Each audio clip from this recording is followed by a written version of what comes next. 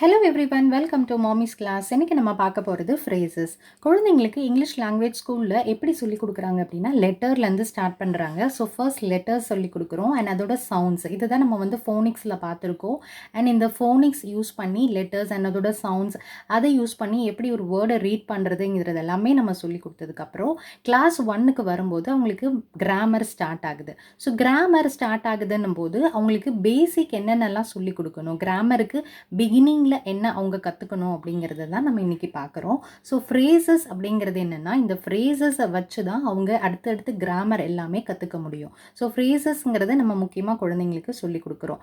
So ஒரு word அவங்களுக்கு read பண்ண தெரிஞ்சுட்டாங்க அப்படின்னா அடுத்தது குரூப் ஆஃப் வேர்ட்ஸை ரீட் பண்ண சொல்லிக் கொடுக்குறோம். அந்த குரூப் ஆஃப் வேர்ட்ஸ் ரீடிங்கை தான் நம்ம ஃப்ரேசஸ் அப்படின்னு சொல்கிறோம். ஸோ ஒரு பெரிய சென்டென்ஸ் ரீட் பண்ணுறதுக்கு பதிலாக அந்த சென்டென்ஸோட ஒரு சிங்கிள் பார்ட்டை ரீட் பண்ண சொல்லி கொடுக்கறது தான் ஃப்ரேசஸ்.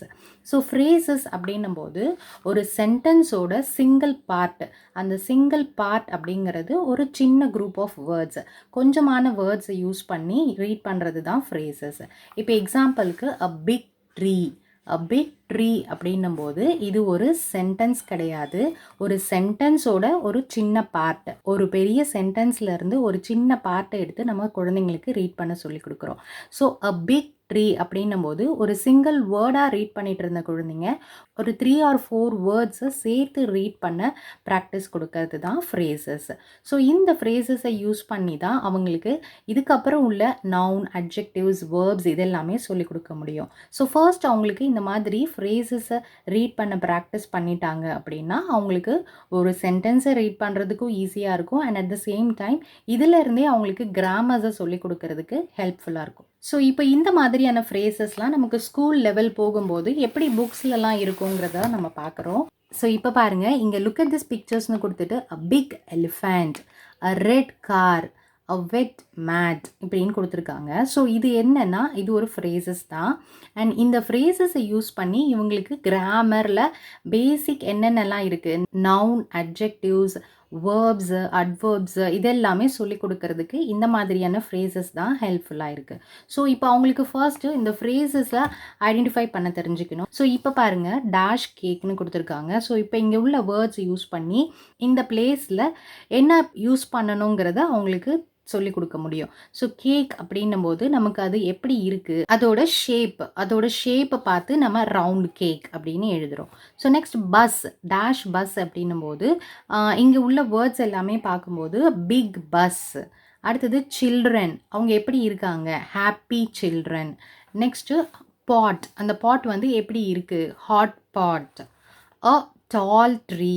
ஸோ இந்த மாதிரி ஃப்ரேசஸ்லாம் யூஸ் பண்ணி குழந்தைங்களுக்கு சொல்லி கொடுக்கும்போது அவங்களுக்கு கிராமரையும் நமக்கு டீச் பண்ணுறதுக்கு ஈஸியாக இருக்கும். ஸோ கிராமர் டீச் பண்ணுறதுக்கு ஃபர்ஸ்ட் ஸ்டெப் நமக்கு ஃப்ரேசஸ் குழந்தைங்களுக்கு சொல்லி கொடுக்குறோம். அதே மாதிரி இங்கே பாருங்கள், ரீட் திஸ் ஃப்ரேசஸ், இந்த மாதிரி ஃப்ரேசஸ் ஆகவே கொடுத்து குழந்தைங்களுக்கு ரீட் பண்ண ப்ராக்டிஸ் கொடுக்கறது. The silly lion, the clever jackal, a thick forest, a hard shell. So இந்த மாதிரி ஃப்ரேசஸை ரீட் பண்ணும்போதே அவங்களுக்கு இதில் உள்ள வேர்ட்ஸை வச்சு இது என்ன மாதிரியான கிராமர், அதாவது நவுனா அட்ஜெக்டிவா அப்படிங்கிறத சொல்லிக் கொடுக்கறதுக்கு ஈஸியாக இருக்கும். ஸோ இப்போ இங்கே இருக்கிறது எல்லாமே அட்ஜெக்டிவ் வேர்ட்ஸ் கொடுத்துருக்காங்க. ஸோ இதை வச்சு நம்ம அட்ஜெக்டிவ் வேர்ட்ஸ், அதாவது கிராமரை ஸ்டார்ட் பண்ணுறதுக்கு ஹெல்ப்ஃபுல்லாக இருக்கும். ஸோ இப்போ நம்ம இந்த ஃப்ரேசஸ்னால் என்ன, ஃப்ரேசஸில் என்னென்னலாம் இருக்குது அப்படிங்கிறத பார்க்கலாம். இப்போ பாருங்கள், ஃப்ரேசஸ் அப்படிங்கிறது என்னென்னா it's a single unit within a sentence. ஒரு சென்டென்ஸில் உள்ள ஒரு சிங்கிள் யூனிட், சிங்கிள் பார்ட்டை தான் நம்ம வந்து ஃப்ரேசஸ்னு சொல்கிறோம். அண்ட் அந்த ஃப்ரேசஸில் என்னென்னலாம் இருக்குது, noun, verbs, adjectives, adverbs or prepositions providing additional information and detail. So அப்போ அந்த ஃப்ரேசஸ்க்கு ஒரு அடிஷ்னல் இன்ஃபர்மேஷனும் ஒரு டீட்டெயிலும் எப்படி கொடுக்குறோம், நவுனை வச்சு கொடுக்குறோமா, வேர்ப்ஸை வச்சு கொடுக்குறோமா, அட்ஜெக்டிவ்ஸை வச்சு கொடுக்குறோமா, அட்வர்ப்ஸை வச்சு கொடுக்குறோமா, இல்லை ப்ரிப்போசிஷன்ஸை யூஸ் பண்ணி கொடுக்குறோமாங்கிறது தான் ஃப்ரேசஸ். ஸோ இப்போ இந்த ஃப்ரேசஸ் எல்லாமே எப்படி என்னென்னலாம் யூஸ் பண்ணுறோம் அப்படிங்கிறத பார்ப்போம். ஃபர்ஸ்ட் நவுன் ஃப்ரேஸ் அப்படின்னும் போது நவுன் ஃப்ரேஸ், நவுனுங்கிறது உங்களுக்கு தெரியும், நேமிங் வேர்டு. ஸோ நம்ம குழந்தைங்களுக்கு கிராமரை எப்படி நம்ம ஸ்டார்ட் பண்ண போகிறோம் அப்படிங்கிறத பொறுத்து இந்த ஃப்ரேசஸ் நமக்கு ஹெல்ப்ஃபுல்லாக இருக்கும். ஸோ இப்போ நவுன் நம்ம சொல்லி கொடுக்க போகிறோம் குழந்தைங்களுக்குன்னா ஃப்ரேசஸ் ஆல்ரெடி பார்த்துருந்தாங்கன்னா அவங்களுக்கு ஈஸியாக இருக்கும். ஸோ நவுன் அப்படிங்கிறது ஒரு naming word. So a noun phrase in English is a group of words used as subject, object or complement in a sentence. அதாவது ஒரு சென்டென்ஸில் உள்ள ஒரு சப்ஜெக்டையோ இல்லை ஒரு ஆப்ஜெக்டையோ ஆர் அந்த சென்டென்ஸை எப்படி நம்ம காம்ப்ளிமெண்ட் பண்ணி சொல்கிறோம் அப்படிங்கிறது அந்த பார்ட்டு தான் வந்து நம்ம வந்து நவுன் ஃப்ரேஸ்ன்னு சொல்கிறோம். ஸோ அப்போ அந்த நவுன் ஃப்ரேஸில் என்ன இருக்கும் ஆப்வியஸானா சப்ஜெக்ட் இருக்கணும், ஒரு ஆப்ஜெக்ட் இருக்கணும், ஆர் ஒரு காம்ப்ளிமெண்ட் வேர்டாக இருக்கலாம்.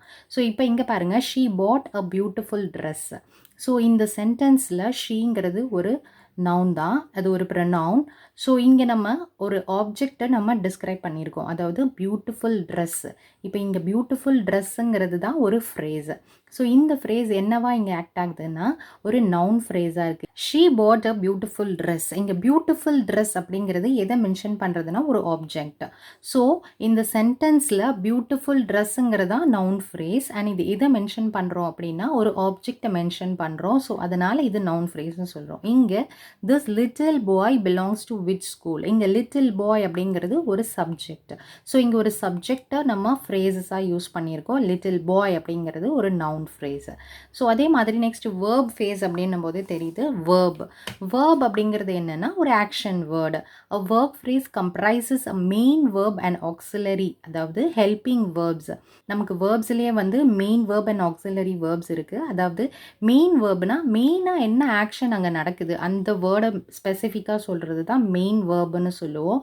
அண்ட் அதுக்கு ஹெல்பிங்காக வர வேர்ப்ஸ் அதுதான் வந்து நம்ம ஆக்சிலரி வேர்ப்ஸ்ன்னு சொல்கிறோம். அதாவது இங்கே பாருங்கள், they will be arriving soon. So they will be arriving soon அப்படின்னும் போது இந்த சென்டென்ஸோட மீனிங் வந்து அவங்க அரைவ் ஆகுறாங்க, அதாவது ரீச் ஆவாங்க அப்படின்னு சொல்கிறாங்க, வருவாங்க அப்படின்னு சொல்கிறது தான். ஸோ இங்கே வருவாங்க அப்படிங்கிறது தான் இங்கே வேர்பு, அதுதான் ஆக்ஷன் வேர்டு. ஸோ இந்த ஆக்ஷன் வேர்டுக்கு சப்போர்ட்டிங்காக இருக்கிற வில் பி அரைவிங் அப்படிங்கிறது, இந்த வில் பி இதுவுமே வந்து நமக்கு வேர்ப் தான். ஆனால் இது வந்து மெயின் வேர்ப் கிடையாது, இது எல்லாமே நமக்கு ஒரு ஹெல்பிங் வேர்பாக இங்கே ஆக்ட் ஆகுது, அதாவது ஆக்சிலரி வேர்ப்ஸ்ன்னு இதை தான் நம்ம சொல்லுவோம். ஸோ அரைவிங் அப்படிங்கிறது தான் இங்கே நமக்கு மெயின் வேர்ப். ஸோ இந்த வில் பி அரைவிங் அப்படிங்கிறதும் ஒரு ஃப்ரேஸ் தான். ஸோ இந்த மாதிரி வேர்ப்ஸை வச்சு வர ஃப்ரேஸை நம்ம என்னென்னு சொல்லணும்னா வேர்ப் ஃப்ரேஸ்ன்னு சொல்லி கொடுக்குறோம். She is running fast. So run அப்படிங்கிறது தான் இங்கே மெயின் வேர்பு. இஸ் அப்படிங்கிறது ஒரு helping verb, auxiliary verb. So she is running ஃபாஸ்டில் இஸ் ரன்னிங் அப்படிங்கிறது ஒரு வேர்ப் ஃப்ரேஸ். ஸோ இது வந்து எப்படி இருக்குன்னா ஆக்ஷன் ஆர் ஸ்டேட், ஒரு சென்டென்ஸில் என்ன ஆக்ஷன் நடக்குது, அது என்ன ஸ்டேட்டில் இருக்குது அப்படிங்கிறத நம்ம எப்படி அதை எக்ஸ்ப்ரெஸ் பண்ணுறோமோ அதுதான் வந்து verb phrase. Next adverb phrase. Adverb அப்படிங்கிறது என்னென்னா வேர்பை நம்ம எப்படி டிஸ்கிரைப் பண்ணுறோம், ஒரு வேர்பை நம்ம டிஸ்கிரைப் பண்ணி சொல்லும் போது அதுதான் அட்வர்ப்னு சொல்லுவோம். So adverb phrases are combination of an adverb and modifiers that provide additional information about it. அதாவது அந்த ஒரு வேர்ப், அந்த அட்வர்புக்கு ஒரு அடிஷ்னலாக ஒரு இன்ஃபர்மேஷனை கொடுத்து சொல்கிறது தான் வந்து அட்வர்ப் ஃப்ரேசஸ். ஸோ இப்போ இங்கே அட்வர்ப் எங்கெங்கெல்லாம் இருக்கோ அந்த பிளேஸில் நம்ம எப்படி அதை சொல்கிறோம், அது இன்னும் நம்ம எப்படி அடிஷ்னலாக அது வந்து ஹைலைட் பண்ணி சொல்கிறோம் அப்படிங்கிறது தான் adverb phrase. He finished his work quite quickly.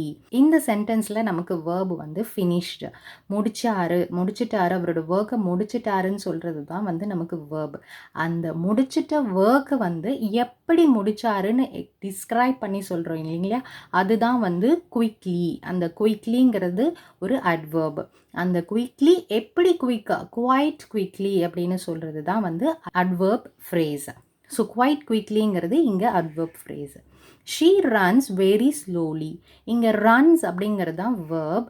Verb நம்ம எப்படி டிஸ்கிரைப் பண்ணுறோம், அவங்க ரன் பண்ணதை எப்படி ஓடுனாங்கன்னு சொல்கிறது தான் வந்து அட்வர்ப். ஸோ எப்படி ஓடுனாங்கன்னா ஸ்லோலி. அந்த ஸ்லோலியுமே இன்னுமே நம்ம இன்னும் அடிஷ்னலாக அதை டிஸ்கிரைப் பண்ணி சொல்கிறது தான் வந்து வெரி ஸ்லோலிங்கிறது அட்வர்ப் ஃப்ரேஸ்.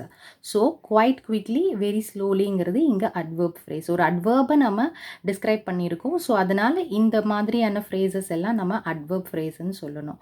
அடுத்தது அட்ஜெக்டிவ் ஃப்ரேஸ். அட்ஜெக்டிவ் அப்படிங்கிறது என்னென்னா describing word of a noun. அதாவது ஒரு நவுன் அப்படிங்கிற வேர்டை நம்ம எப்படி டிஸ்கிரைப் பண்ணுறோம், அந்த நவுனை டிஸ்கிரைப் பண்ணி நம்ம எப்படிலாம் சொல்கிறோமோ அந்த வேர்ட்ஸ் எல்லாமே அட்ஜெக்டிவ்னு சொல்லுவோம். ஸோ அப்போ அந்த அட்ஜெக்டிவ் ஃப்ரேஸ் அப்படிங்கிறது ஒரு நவுனை டிஸ்கிரைப் பண்ண வேர்டாக இருக்கணும். Consisting of an adjective and modifiers like adverbs provide additional information about the adjective. அந்த அட்ஜெக்டிவையே இன்னுமே நம்ம எப்படி டிஸ்கிரைப் பண்ணி சொல்லியிருக்கோம் அப்படிங்கிறது தான் adjective phrase. He is very tall for his age. So இந்த சென்டென்ஸில் ஏஜ், அவர் வந்து ரொம்ப டாலாக இருக்கிறாரு, அவரோட ஏஜுக்கு அவர் டாலாக இருக்கிறாரு அப்படின்னு சொல்லியிருக்காங்க. ஸோ இந்த டால் அப்படிங்கிற வேர்டு தான் இங்கே அட்ஜெக்டிவாக இருக்குது.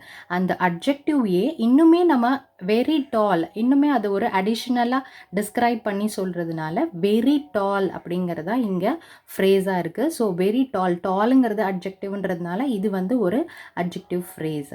த கேக் இஸ் வெரி டேஸ்டி. டேஸ்டிங்கிறதே ஒரு அட்ஜெக்டிவ் வேர்டு தான். இப்போ இங்கே கேக்குங்கிறது ஒரு நவுன். அந்த நவுனை நம்ம எப்படி இருக்குது அதை டிஸ்கிரைப் பண்ணி சொல்லியிருக்கோம். டேஸ்டிங்கிறது நவுனோட டிஸ்கிரைப் பண்ணி சொன்ன வேர்டு.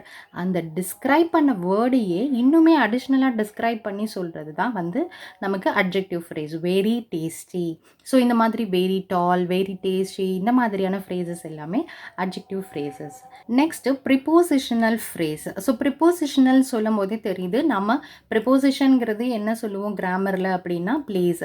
அதாவது ஒரு நவுன் ஒரு ப்ரொனவுன் எந்த பிளேஸில் இருக்குது, எந்த மாதிரியான பொசிஷன், அதோட பொசிஷன் எங்கே இருக்குங்கிறத டிஸ்கிரைப் பண்ணி சொல்கிறது தான் ப்ரிப்போசிஷன்னு படிச்சிருக்கோம். A preposition followed by a noun or pronoun used as adjectives or adverbs in sentences to indicate relationships in time, place, direction, etc.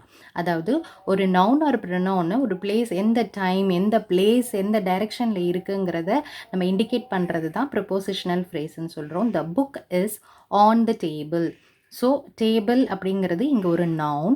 So அந்த நவுன் வந்து எந்த பிளேஸில், எந்த பொசிஷனில் இருக்குது அப்படிங்கிறத சொல்கிறது. ஆன் த டேபிள் அப்படின்னும் போது மேலே, டேபிளுக்கு மேலேன்னு சொல்லுவோம். ஸோ இந்த மாதிரி ஒரு ஸ்பெசிஃபிக் டைம், பிளேஸ், டைரக்ஷனை மென்ஷன் பண்ணி சொல்கிறது எல்லாமே வந்து ப்ரிப்போசிஷனல் ஃப்ரேஸாக. So the book is on the டேபிளில் ஆன் த டேபிள்ங்கிறது ஒரு ஃப்ரேஸ். அண்ட் இந்த ஃப்ரேஸ் எதை மென்ஷன் பண்ணுதுன்னா prepositional phrase. She walked through the park. So park அப்படிங்கிறது ஒரு noun. So through the park அப்படின்னும் போது அது எந்த வழியாக, எந்த பிளேஸை சொல்கிறாங்க, எந்த டைரக்ஷனை சொல்கிறாங்க அப்படிங்கிறத மென்ஷன் பண்ணுறதுனால ஸோ த்ரூ த பார்க் அப்படிங்கிறது நமக்கு இங்கே ப்ரிப்போசிஷனல் ஃப்ரேஸ். ஸோ இந்த மாதிரி ஃப்ரேசஸ் எல்லாமே குழந்தைங்களுக்கு சொல்லிக் கொடுக்கும் போதே நம்ம கிராமரை ஈஸியாக சொல்லிக் கொடுக்க முடியும். ஸோ ஃபர்ஸ்ட் நம்ம ஃப்ரேசஸ் எல்லாமே சொல்லி கொடுத்துட்டோம் அப்படின்னா குழந்தைங்களுக்கு கிராமர் டீச் பண்ணுறதுக்கு ரொம்பவே ஈஸியாக இருக்கும். ஸோ நீங்கள் உங்கள் குழந்தைங்களுக்கு கிராமர் ஸ்டார்ட் பண்ண போகிறீங்க, எப்படி நம்ம ஸ்டெப் பை ஸ்டெப் சொல்லிக் கொடுக்கலாம் அப்படிங்கிறதுக்கு ஃபர்ஸ்ட் ஸ்டெப் நம்ம ஃப்ரேசஸ் சொல்லிக் கொடுக்கணும். நீங்களும் இதை ஃபாலோ பண்ணுங்க. தேங்க்ஸ் ஃபார் வாட்சிங்.